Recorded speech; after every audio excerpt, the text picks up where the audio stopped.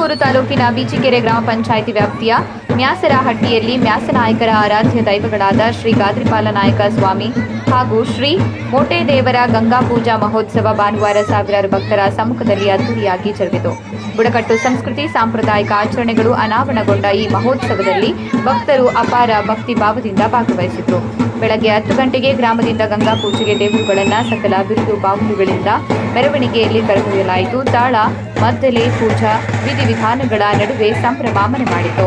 ಸಮೀಪದ ಹಳ್ಳದಲ್ಲಿ ಬುಡಕಟ್ಟು ಸಂಪ್ರದಾಯದಂತೆ ಗಂಗಾ ಪೂಜೆ ನೆರವೇರಿಸಲಾಯಿತು. ಬಳಿಕ ಹಿರಿಯರ ಸಮಾಧಿಗಳಿಗೆ ಪೂಜೆ ಸಲ್ಲಿಸಿ ಶ್ರೀಶೈಲ ಮಲ್ಲಿಕಾರ್ಜುನ ಸ್ವಾಮಿ ದೇವಸ್ಥಾನ ಮಹಾಸಂಸ್ಥಾನದ ಮತ್ತೆಗಾರ ಪದ್ಧತಿಯಂತೆ ತಗ್ಗುವ ಕಾರ್ಯಕ್ರಮ ನಡೆಯಿತು. ಮರುದಿನ ಸೋಮವಾರ ಬೆಳಗ್ಗೆ ಬದಿಯಲ್ಲಿ ವಿಶೇಷ ಪೂಜೆ ಸಲ್ಲಿಸಿ ಭವ್ಯ ಮೆರವಣಿಗೆಯ ಮೂಲಕ ಮುತ್ತೇಗಾರಹಳ್ಳಿಯಿಂದ ಗ್ರಾಮಕ್ಕೆ ದೇವರುಗಳನ್ನು ಕರೆತಂದು ಗುಡಿ ತುಂಬಿಸುವ ಮೂಲಕ ಜಾತ್ರೆಗೆ ತೆರೆ ಬೀಳಲಾಯಿತು.